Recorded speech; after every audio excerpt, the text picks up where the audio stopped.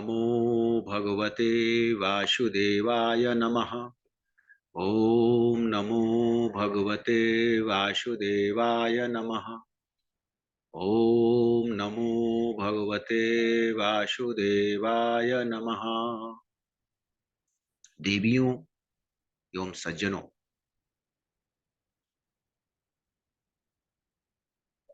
गोस्वामी तुलसीदास जी महाराज द्वारा रचित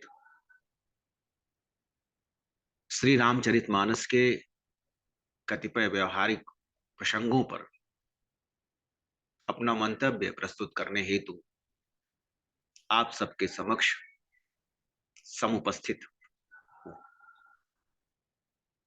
सुधी श्रोतागण, त्रेता युग की महानायक विष्णु के अवतार प्रभु श्री राम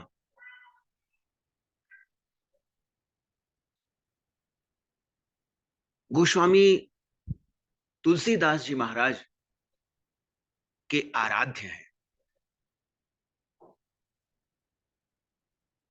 गोस्वामी जी महाराज ने अपने इस महान ग्रंथ में श्री राम के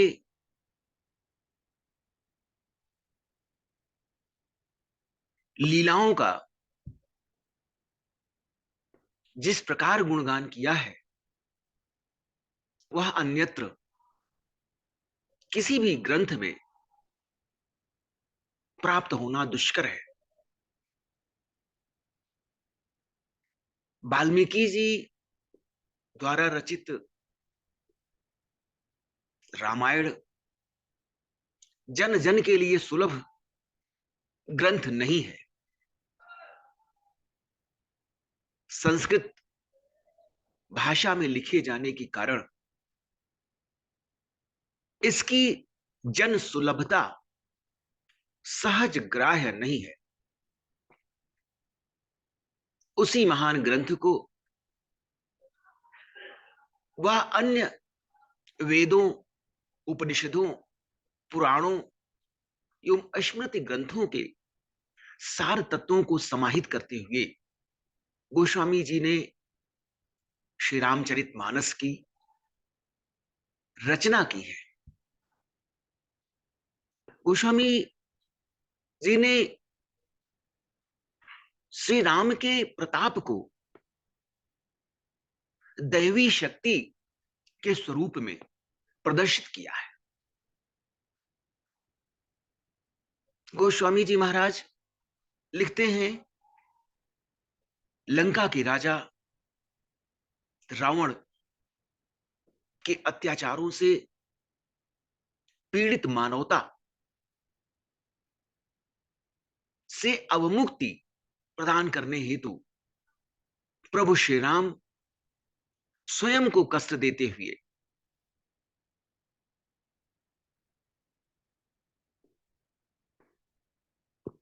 रावण को परमधाम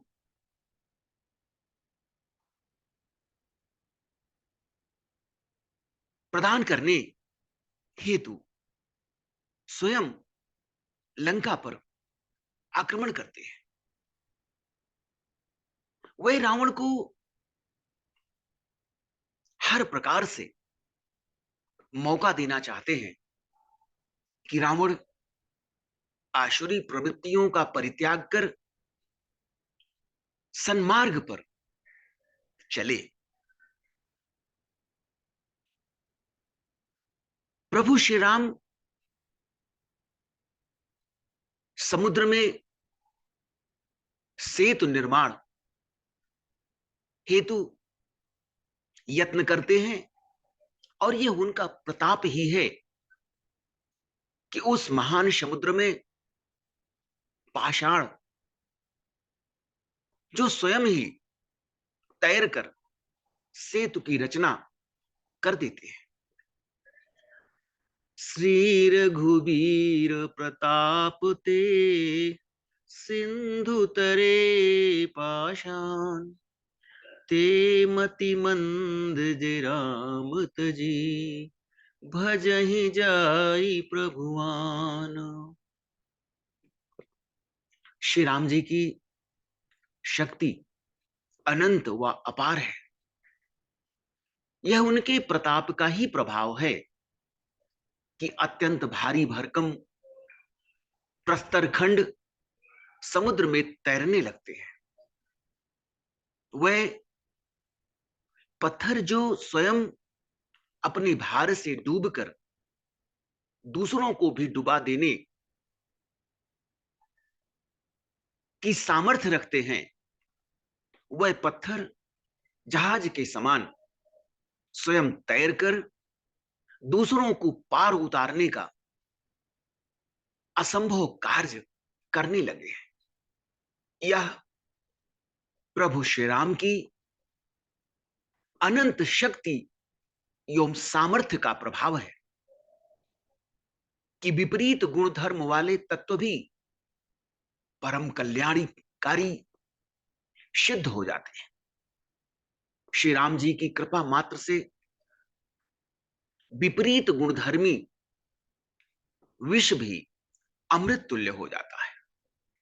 ऐसे प्रभु श्री राम जी का भजन न करने वाले निश्चय ही मूढ़ व अज्ञानी है। लंका के अधिपति रावण की पटरानी मंदोदरी अत्यंत विवेकशील और प्रभु के प्रभाव को जानने वाली है। वह रावण को बार बार सचेत करने का यत्न करती है। प्रभु श्री राम की शक्ति एवं सामर्थ्य का बखान कर उसे सचेत करने का यत्न करती है। मंदोदरी रावण को समझाते हुए कहती है, सजल नयन कह जुग कर जोरी, सुनहु प्राणपति बिनती मोरी। कंत राम विरोध परिहरहु, जानी मनुज जनी हठ मन धरहु। जानी मनुज जनी हठ मन धरहु। मंदोदरी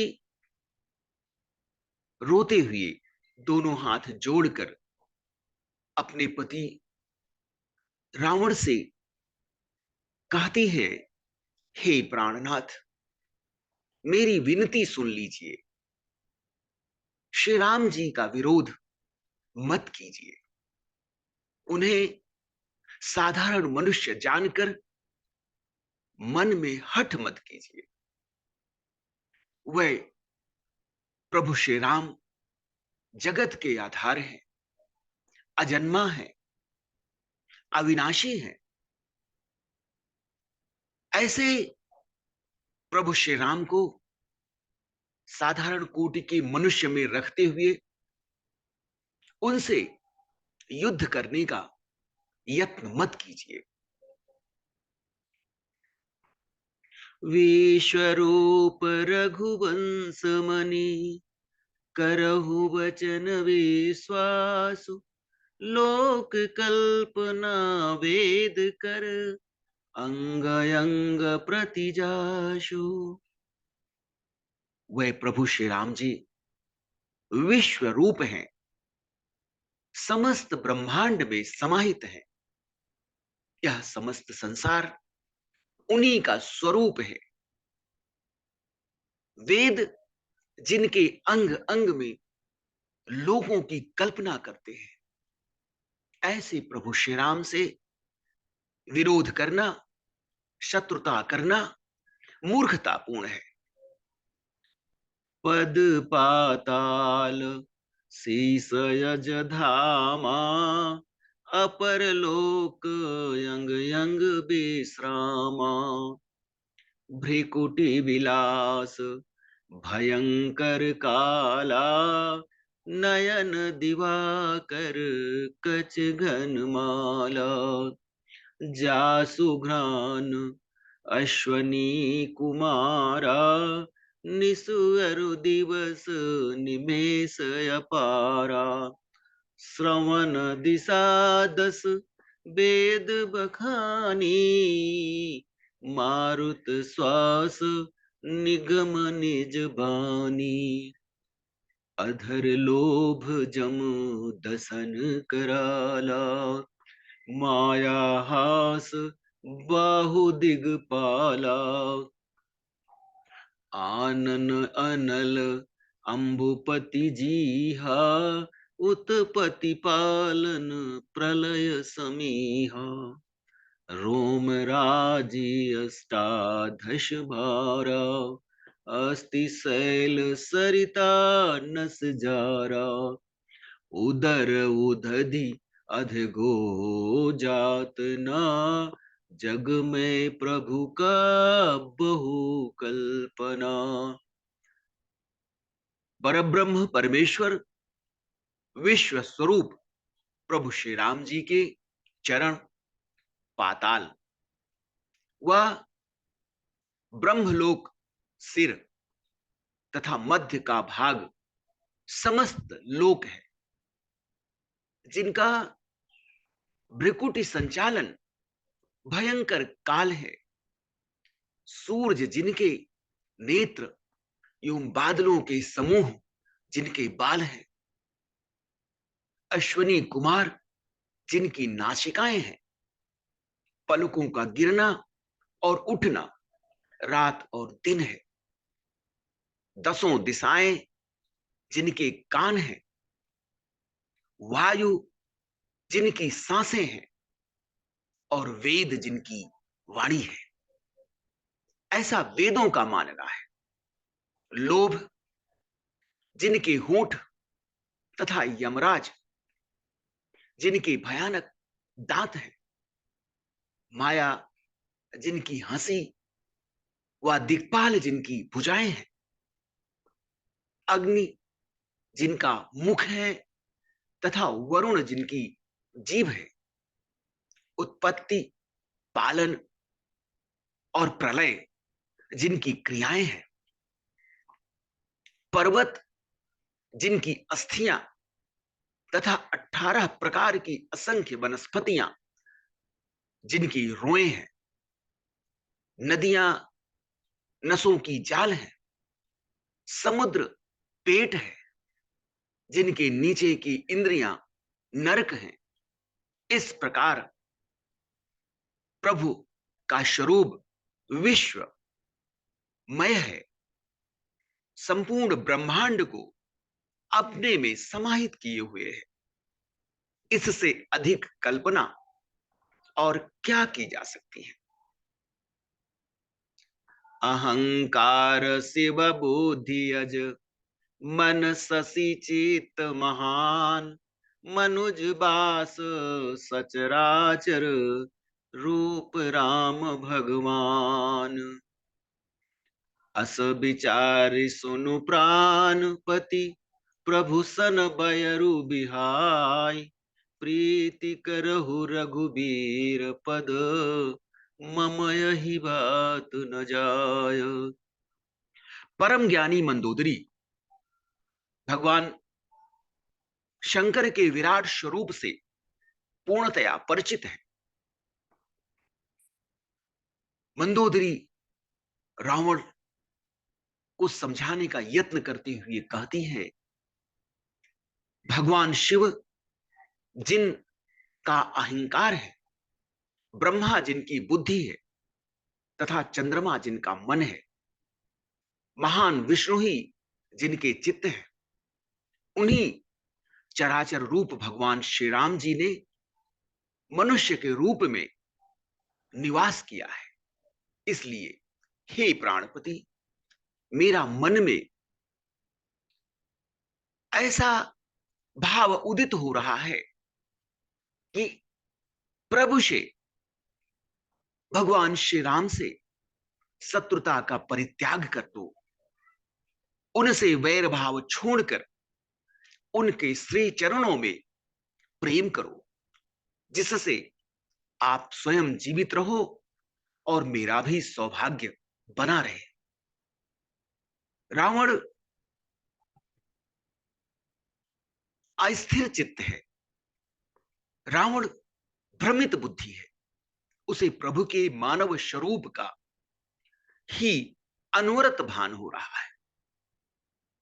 यह ईश्वर की लीला का ही एक रूप है, जिसको जिस रूप में वह चाहते हैं उसी रूप में दर्शन देते हैं।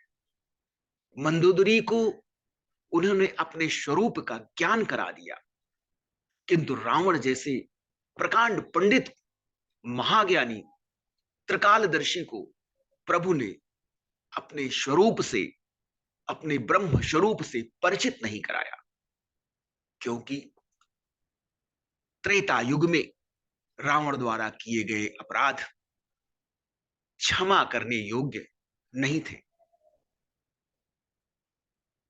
श्री रामचरितमानस के अनेकों प्रसंग मनुष्यों को प्रेरणा देते हैं। रावण के अहंकार से होने वाले सर्वनाश हमें यह सीख देते हैं कि मनुष्य को कभी भी किसी भी भौतिक वस्तु पर अहंकार नहीं करना चाहिए। अहंकार मनुष्य के विनाश का कारण होता है। अहंकार से कोई भी मनुष्य सत्य रूपी ज्ञान से दूर हो जाता है। वह महाज्ञानी होते हुए भी अज्ञानता रूपी अंधकार में आकंठ डूबा हुआ रहता है।